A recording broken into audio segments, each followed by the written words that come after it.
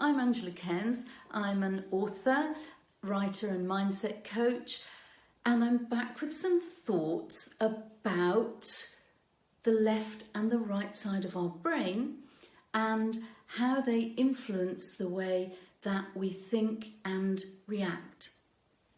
I've been working now for several weeks with a coach called Shihzad Shameen from positiveintelligence.com, and he has tied together for me a lot of what I have taught for many years as a physiotherapist, as a relaxation coach, personally using meditation, mindfulness.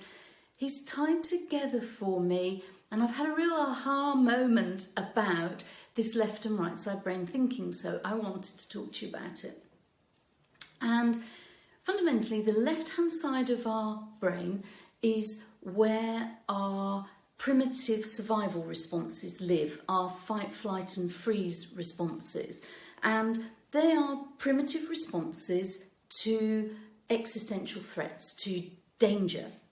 And back in the day, they were really useful responses, and they still can be today, so that if we are under threat, they produce chemicals which tell us to either fight off the threat, to freeze in a state of hyper-awareness whilst we decide what needs to be done, or to run away from the threat. So fight, flight and freeze. But a lot of our modern day stresses are not of that order, and therefore those responses are not necessarily the most helpful responses that we can have. In addition to this, the left-hand side of our brain is where those learnt voices from the past, from childhood or from experiences we have, sit. And you know the voices, the judgy voice that says, oh, this won't work out, or I'm not good enough, or somebody else is better than me, I can't be happy until I've achieved X, Y or Z, or I won't be happy until I've sold my first 1,000 books, or whatever it is, that chattering voice. We all have them, doesn't matter how happy or balanced a childhood we've had, we've all encountered difficulties.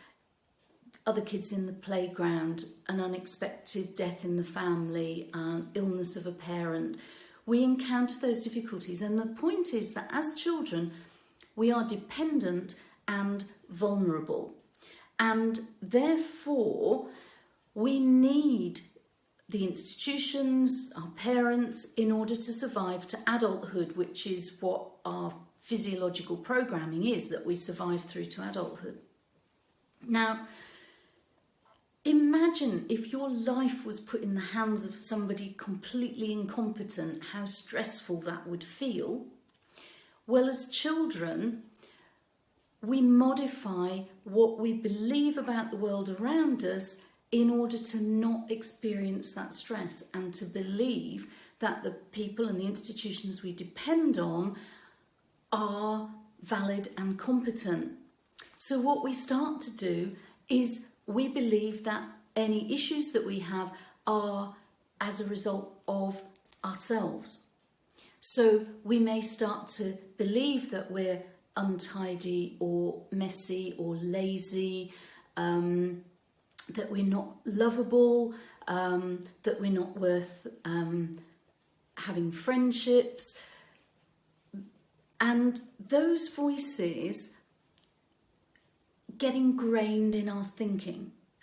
And of course, they should start to lessen as we become adults and we're no longer dependent and we can choose what we believe. But actually, they're really ingrained. And I want to explain why they're ingrained. It's because what we repeat in our neural system is what gets used most often. So if we repeat a thought regularly or we repeat an action regularly, That is what our brain will store and will reproduce for us as a template. Now, because those voices and those thoughts sit in our left-hand side of our brain, they are of course very influenced and increased and built up when we're in a stressful situation. So now let's think about the right side of our brain. What kind of thinking exists over there? And this is where things like empathy and compassion, curiosity, innovation live. So if we can start to reframe our left-hand thinking voices into looking at things as an opportunity rather than a threat, and something that we can explore open-mindedly with curiosity to see how we can learn and grow, it completely changes the outcomes that we get. So the left-hand side makes us hyper-focused and tend to be focused on the threat, whereas the right side thinking tends to open our mind and give us possibilities. But it's all very well for me to sit here and say that, but how do you access the right-hand side of your brain when the left-hand side thinking has become so ingrained? One of the ways is to use your senses. And we can open up the neural pathways to the right-hand side of our brain by focusing our attention on a sense.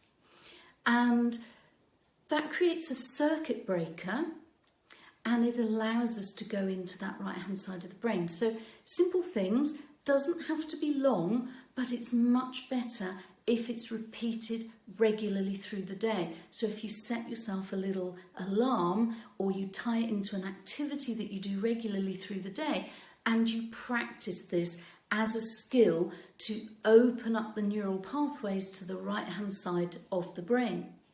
So this is a simple exercise that you can try. It's really good fun and it's really calming.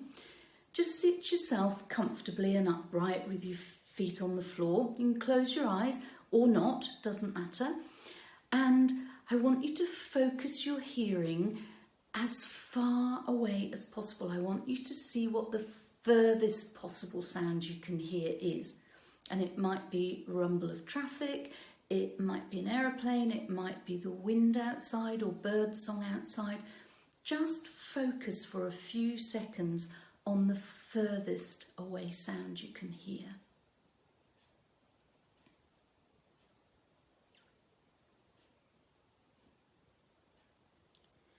And then I want you to bring your focus in to the closest sound you can hear. Now, don't feel you're failing if thoughts come and intrude into this process. Our brain is on the go all the time, but rather than getting frustrated or despairing or feeling, oh, I can't do this, reframe that thought and just say, no, bring the thought back.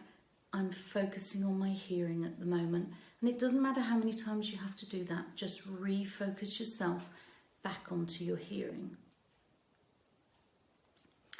And if that closest sound wasn't your breathing, I'd now like you to focus on the sound of your breathing, the in and the out breath. And if it helps you, you can pop a hand on your tummy so that you're aware of the in and the out breath. And that's it. Now that's one of many exercises that we can do.